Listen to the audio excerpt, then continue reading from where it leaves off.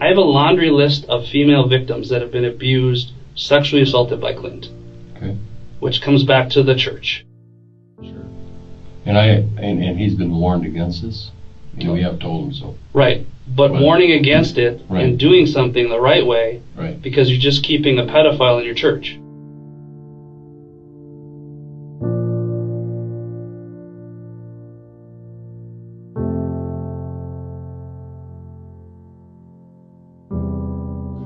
So why do you not turn them in as a mandated reporter? We felt, and this has changed, that as a part of the church, that we keep silent in that too.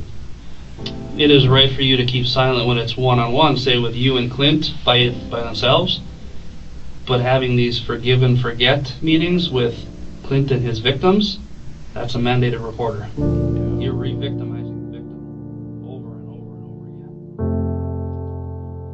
So the law is pretty explicit.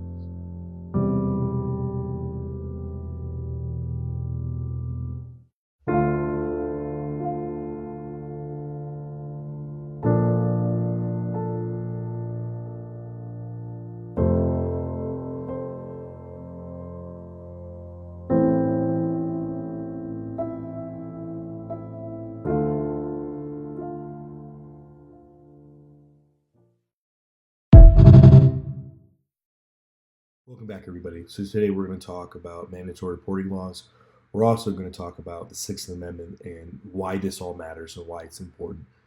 So for my audience that may not know, the Sixth Amendment is the right for individuals accused of crimes to a fair trial, speedy and fair trial.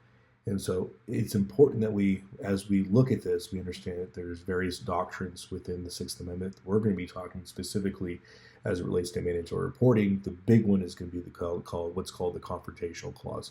And we'll get into that here in just a second.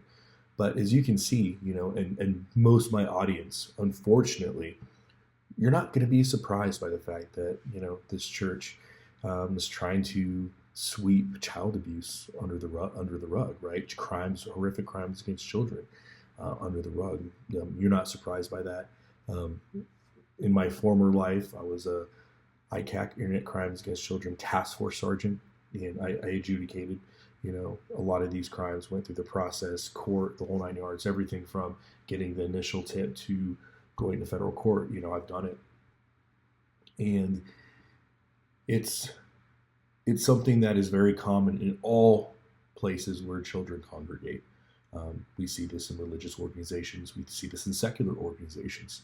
There is a saying in the ICAC world, predators prey where children play. And it's unfortunate, right? You get any congregation of children, or you get enough children in an area or a setting, and predators will appear. And so it's important that we safeguard our kids. And more importantly, I think that there is a lot more that can be done to help safeguard our children and put processes in place that will allow all people, right? All professionals, medical, clergy, teachers, social workers, law enforcement, parents, all people that have a nexus to children, better keep them safe. And I think mandatory reporting laws are a good step. I think that there's a lot that can be changed to make them better, and that's just based upon my training experience in the field. But I think there's more that can be done, but I am glad that it is a first step. Okay, so as we're talking about this, and as we're going forward here, as you can see here, again, horrific case where the church again is just sweeping this pastor's misdeeds under the rug completely. There's no proper response that merits protecting an organization like that. In my humble opinion, again, that's just my opinion. It's uncalled for. And so here in the state of Oklahoma, we have a mandatory reporting law that's codified in Oklahoma statute. So you can see here on your screen, Oklahoma statute, Title 10A 1-2-101. And it says, Every person who has reason to believe that a child under the age of 18 is a victim of abuse or neglect shall report the matter promptly to the Department of Human Services. And then furthermore, we can see in that same subsection, as we go down, there's a column, privileged communications. No privilege or contract shall relieve any person from the requirement of reporting pursuant to this section. And so Oklahoma is unique in that all people are mandatory reporters. In some states, it's only certain professionals, right? Medical professionals, social workers, clergy, teachers, law enforcement, and other people that have, vocational access to children, child care worker, things like that. And so here in Oklahoma, all people are considered to be child advocates in the sense that everybody is a mandatory reporter. Furthermore, right, there's codified in state statute that there's no such thing as a privilege or contractual information that would preclude you from reporting abuse.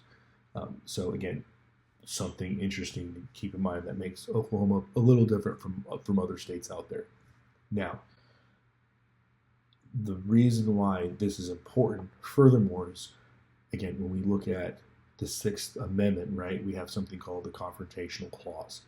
And in that confrontational clause, there's an understanding when we look at it, there's an understanding that the confrontation clause generally prohibits the introduction of testimonial statements by non-testifying witnesses. Unless the witness is unavailable to testify and the defendant had a prior opportunity for cross-examination, a statement qualifies as testimonial if the primary purpose of that conversation was to create an out-of-court substitute for trial testimony. And so in Ohio v. Clark, 2015, as you can see here, that's what was in question. That's what they, the person that abused the child, that's what his defense used. That the statements by the mandatory reporters who were testimonial and therefore could not be entered in as evidence, and basically wanted them to be suppressed and wanted to be thrown out. So in this case, the SCOTUS, the United States Supreme Court, had to make a decision on this. And so SCOTUS affirmed that the confrontation clause rarely extends to statements made by very young children and statements made pursuant to mandatory reporting obligations, and are not testimonial unless they are made with the primary purpose of creating an out-of-court substitute for trial testimony. Furthermore, mandatory reporting obligations do not convert a conversation between a concerned teacher and her student into a law enforcement mission aimed at gathering evidence for prosecution. It is irrelevant that the teacher's question and their duty to report the matter had the natural tendency to result in Clark's prosecution. So what does that mean? Supreme Court literally said, well, teachers having conversations with their students has nothing to do with a law enforcement mission, right? The mission of that is health, safety, wellness.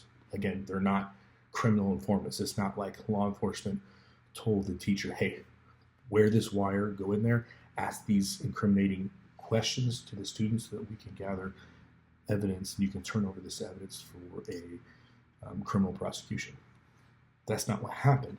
And the United States Supreme Court has affirmed that, again, mandatory reporting laws are not based on, a law enforcement mission, right? It is a safety, wellness, well-being mission on behalf of the mandatory reporters. So SCOTUS affirmed that those were absolutely able to be used in court as evidence. And so that's important to note because if I had to guess, and again, I don't know what these people being interviewed by law enforcement knew, but any of the statements they made to law enforcement or to DHS could absolutely be used in court against the pastor.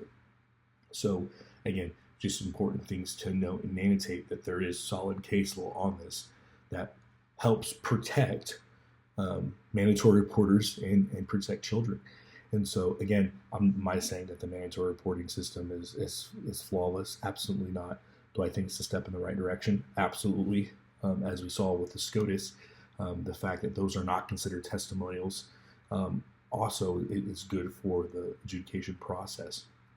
And so as we know, as you guys know, judicial review doctrine states that courts have the ability to make decisions and make interpretations. And as we know, SCOTUS is the ultimate, it's where the buck stops. They ultimately have the deciding factor in their interpretation of laws in which to deem things constitutional and unconstitutional. So regardless of how you feel about it, Ohio v. Clark 2015 is the established law of the land. And so, again, I think it's important that, that you, the everyday person, kind of gets a better understanding of case law. The unfortunate truth is most cops, you ask them, hey, give me one mandatory reporting case law out there. They're not going to know, and they're not going to know the implications of it. Most cops don't even know what the Sixth Amendment is, much less what the confrontation clause is. So, again, just to kind of recap, mandatory reporters, especially in the state of Oklahoma, is everybody. There's no privilege that can supersede state statute in Oklahoma, and then pursuant to state statute. And then Ohio v. Clark 2015 establishes that the communications between a teacher and a student is not considered testimonial, which means it can be introduced as evidence in an adjudication process. And it would not be in conflict with the confrontation clause pursuant to the Sixth Amendment. So there you have it. I hope this video was helpful for you guys, but more importantly, I want to know, what are your guys' thoughts on this? How do you think mandatory reporting law can be better, can be stronger? And what do you think should happen to these individuals that protected this pastor that was abusing children? Do you think that they should be charged with a crime? How do you think churches and other religious and secular organizations, how should they go about ensuring the safety of children? If you were running this organization, what safeguards would you put in place? I'm curious to know what you guys have to say in the comment section below. As always, guys, long live the Republic.